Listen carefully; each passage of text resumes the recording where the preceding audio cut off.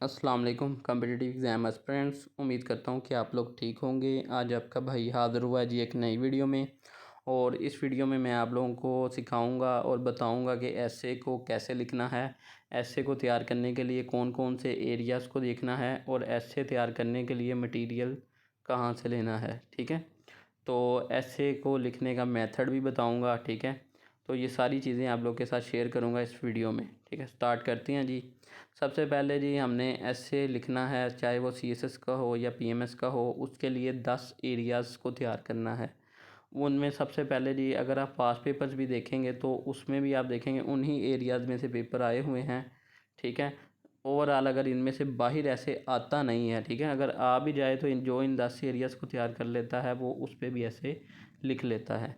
सबसे पहले जी ऐसे आपने जी डेमोक्रेसी पे तैयार करना है, उसके बाद जी एजुकेशन पे, उसके बाद जी इकोनॉमी पे, गवर्नेंस एंड पॉलिटिक्स पे चौथे नंबर पे, पाँचवें नंबर पे जी इन्वायरमेंट पे, क्लाइमेट चेंज और ग्लोबल वार्मिंग उस पे आ जाएगा। ठीक है, छठवें नंबर पे इंफॉर्मेशन टेक्नोलॉजी या आर्टिफिशियल इंटेलिजेंस, सातवें नंबर पे सोशल मीडिया। ठीक है, सोशल मीडिया को गवर्नेंस और पॉलिटिक्स के साथ मिला के आठवें नंबर पर जी इंटरनेशनल पॉलिटिक्स पे। ठीक है, नौवें नंबर पर जी आर्गूमेंटेटिव ऐसे आ जाएगा। ठीक है, और पूर्व 10वें नंबर पर लिटरेरी ऐसे और प्रोवर्बियल सेइंग आ जाएगी। ठीक है, तो ये ऐसे इसके टॉपिक हैं। अब आप लोगों ने जी इन पे ऐसे तैयार कर लिया तो आपका ऐसे तैयार हो जाएगा। ठीक है, तो सबसे पहले जी आप देखें जी, अब ये देखें ऐसे के लिए मटेरियल कहाँ से लेना है।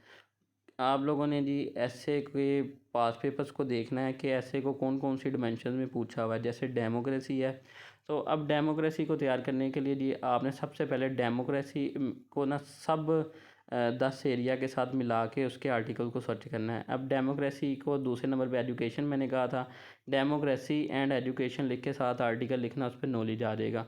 अब डेमोक्रेसी एंड एजुकेशन का कम्बिनेशन इसलिए बता रहा हूँ क्योंकि पास पेपर में डेमोक्रेसी एंड लिटरेसी भी ऐसे आया हुआ है। ठीक है, फिर आपने डेमोक्रेसी एंड इकोनॉमी को लिख के सर्च करना है आर्टिकल, तो उस पर आर्टिकल पढ़ लेना है। आर्टिकल पाकिस्तान में जो राइटर्स ने लिखा है उसको पढ़ना है, और जो फ़ॉरेन राइटर्स ने, चाहे वो अमेरिका से लिख रहा है चाहे यूके से लिख रहा है, उनको भी पढ़ना है। ठीक है, उसके बाद जी आप लोगों ने डेमोक्रेसी को गवर्नेंस, डेमोक्रेसी एंड गवर्नेंस लिख के जो है वो आर्टिकल सर्च करना है, उस पर मटेरियल को पढ़ना है।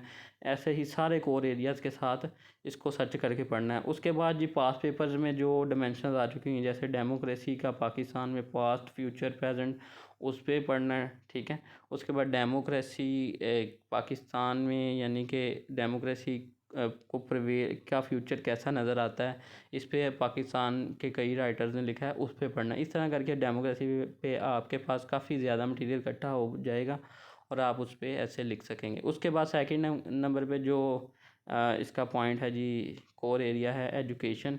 अब एजुकेशन को भी उसी तरह शुरू से शुरू करना और 10 कोर एरियाज़ के साथ मिला के जो है आप लोगों ने सर्च करना है। और उसके बाद पास पेपर्स में जो स्टेटमेंट आई हैं उनको लिख के साथ आर्टिकल लिख के सर्च करना है। ठीक है, सेम वर्डिंग यूज़ नहीं करनी जो ऐसे में स्टेटमेंट यूज़ की हुई है, लेकिन उसके जो कोर पॉइंट्स हैं, जैसे एजुकेशन के बारे में पिछले पास पेपर में ऐसे पूछा गया है, यूनिफॉर्म एजुकेशन सिस्टम पाकिस्तान में हो जाए तो उसके क्या फ़ायदे हैं। या फिर सिंगल क्यूरिकुलम करके पूछा गया है, classroom decide the future of nation. ठीक है, इस तरह करके एजुकेशन पे ऐसे पूछे गए हैं। तो आप लोगों ने जी इन स्टेटमेंट्स को भी सर्च करके इस पर मटीरियल पढ़ लेना है। फिर उसके बाद एजुकेशन को डेमोक्रेसी के साथ मिला के पढ़ेंगे तो ये डेमोक्रेसी का भी तैयार हो जाएगा और एजुकेशन का भी तैयार हो जाएगा।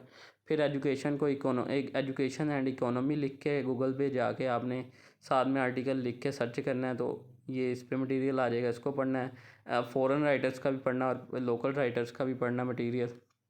उसके बाद जी जो है जनरल तौर पे ही पढ़ना, स्पेसिफिकली भी पढ़ना है पाकिस्तान के पर्सपेक्टिव में और इंटरनेशनल पर्सपेक्टिव में। कोई 10-15 आर्टिकल आप लोगों ने पढ़ेंगे तो आप लोगों का ऐसे के लिए मटेरियल इकट्ठा हो जाएगा। उसी में से फैक्ट्स निकल आएंगे, रिपोर्ट्स निकल आएंगी, तो आपका जो है ऐसे के लिए मटेरियल इकट्ठा हो जाएगा। ठीक है, उसके बाद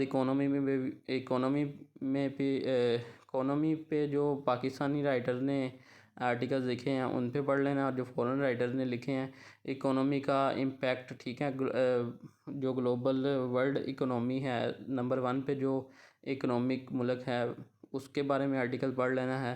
ठीक है। जैसे अमेरिका जो है वो सुपर पावर है और इकोनॉमिकली सबसे सुपीरियर है, उसके बाद चाइना है। तो इसमें ये भी आर्टिकल्स पढ़ेंगे तो आपका इस पे भी नॉलेज इकट्ठा हो जाएगा और आपके ये भी ऐसे के टॉपिक तैयार हो जाएंगे। ठीक है, अमेरिका एंड चाइना की ट्रेड वार पे भी इस तरह से निकल आएगा और उस पर भी तैयार हो जाएगा। तो जब आप एक टॉपिक को पकड़ेंगे ना तो उससे कई ज़्यादा जो हैं वो आर्टिकल्स मिल जाएंगे उस, क्योंकि आप जब कोर एरियाज़ के साथ मिलाएंगे ना उस टॉपिक को, जैसे एजुकेशन को पॉलिटिक्स के से मिलाएंगे या इकोनॉमी को आप पॉलिटिक्स गवर्नेंस के साथ मिला के सर्च करते जाएंगे तो सब पे मटेरियल आ जाएगा और फिर इनसे बाहर ऐसे नहीं आएगा। ठीक है, तो आपका जो मटेरियल जब भी कोई आप ऐसे लिखने लगें, ठीक है, तैयार करने लगें जैसे इकोनॉमी पे, तो आपने 10 कोर एरियाज़ के साथ उसका पेयर बना के उस पर मटेरियल सर्च करेंगे तो आपको मटेरियल मिल जाएगा, तो आपका ऐसे तैयार हो जाएगा। ठीक है, ये तरीकाकार है मटेरियल इकट्ठा करने का। और ये 10 जो एरियाज़ हैं जो मैंने आपको बताए हैं, इनमें से ऐसे तैयार करेंगे तो आपका ऐसे भी क्लियर हो जाएगा। फिर आपने कुछ प्रैक्टिस के लिए पास पेपर्स में से भी ऐसे तैयार कर लेने हैं। ठीक है, तो इस तरह करके आपका ऐसे तैयार हो जाएगा। फिर आपने ये तैयार करने के बाद आपने जी लिखना है, मुख्तलिफ पास पेपर से ऐसे उठाने हैं, उनको लिखना है, लिख के चेक करवाना है, तो आपके इस तरह से तैयार हो जाएंगे और आपकी ऐसे की तैयारी हो जाएगी। ठीक है, उम्मीद करता हूँ कि आप लोगों को ये वीडियो इन्फॉर्मेटिव लगी होगी। ठीक है, मज़ीद इन्फॉर्मेशन के लिए या मज़ीद गाइडेंस के लिए मेरे चैनल को सब्सक्राइब करें, वीडियो को लाइक करें। ठीक है, अपना ख्याल रखें जी, अल्लाह हाफिज़।